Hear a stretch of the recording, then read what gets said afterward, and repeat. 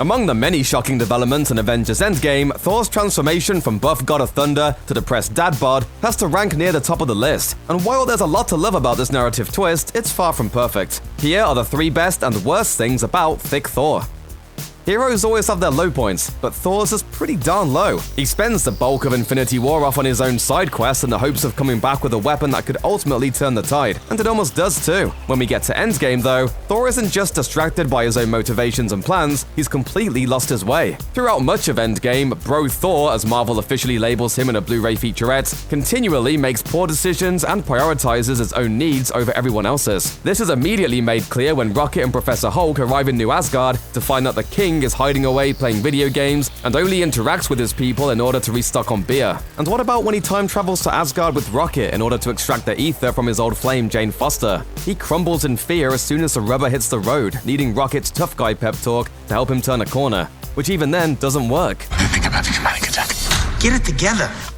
By the time Avengers and Thor: The Dark World rolled around, the one-dimensional aspect of Thor's character as a muscle-bound hero was getting old fast. The early manifestations of the son of Odin were powerful and all, but there just wasn't much substance there. That is until director Taika Waititi arrived on the scene. Thor Ragnarok reinvigorated the Thor franchise with a humongous energy that thrilled audiences across the board. The threequel strips down Thor's story to its emotionally raw underpinnings and provides the perfect springboard to carry the character through his vengeful mission in Avengers Infinity War. In Endgame, the Bro Thor narrative twists the story even further, dragging the Asgardian to all new lows before ultimately bringing him some long-awaited emotional resolution. The developments in Thor's story from Ragnarok through Endgame didn't seem possible in the early days of the second phase of the MCU, and the entire affair stands as a testament to the inherent potential that the character possesses. For all of his heroics and character development over the years, Thor really is still a gruff warrior at his core. That's why he went off in search of a bigger, badder weapon when Thanos arrived on the scene. If he could outgun his opponent, he knew he could win by sheer brute force. But while his strong-handed approach to life has been instrumental in multiple Earth and universe-saving occasions, there's one moment in Endgame that exposes how nasty Thor's belligerent, competitive attitude can get when he's off duty. When Rocket and Hulk arrive at Thor's hut, the trio of heroes catch up on the past 5 years and discuss future plans, while Korg plays Fortnite off to the side. At one point, Korg informs Thor that Noob Master 69 is giving him a hard time again, at which point the God of Thunder grabs his friend's headset and delivers a thundering string of threats, including literally flying to the person's house and tearing off his arms. The little spurt of cyberbullying exposes the fact that while Thor's brazen approach to life may work out well in the hero department, when it comes to the regular everyday stuff, he sometimes ends up looking like a bully.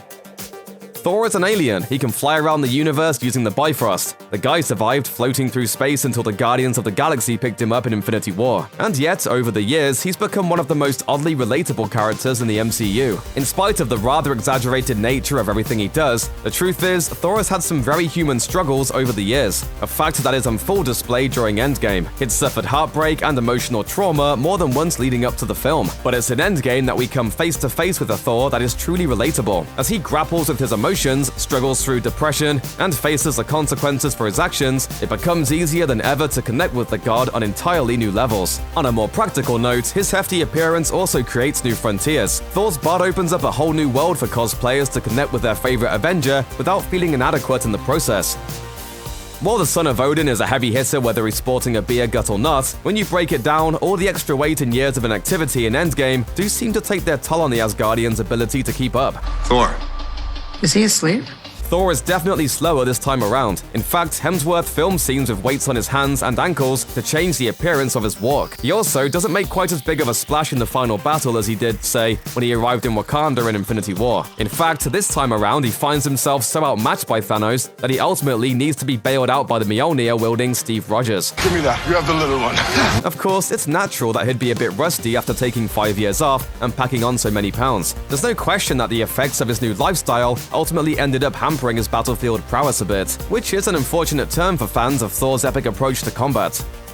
For all of the ups and downs the Bro Thor character goes through in Endgame, hands down one of the best things about the entire film is his final decision to join the Guardians of the Galaxy. While his presence will be missed on the Avengers, the thought of an overweight, self-confident Thor, unhampered by responsibilities, traipsing around the cosmos with the Guardians in search of adventure is a definition of awesome. The thought that the entire scenario will be overseen in Guardians 3 by the offbeat genius of director James Gunn makes it that much more appealing. From adding some muscle to the already impressive team, to his ongoing bickering with Star Star-Lord over who's really in charge, the possibilities are tantalizing. We'll have to wait and see if the Asgardians of the Galaxy really will be a full-length feature affair, or if it'll just be a passing nod as Thor heads into the unknown for a fourth solo film. Then again, maybe we'll get both. Here's hoping. Check out one of our newest videos right here. Plus, even more Looper videos about the MCU are coming soon. Subscribe to our YouTube channel and hit the bell so you don't miss a single one.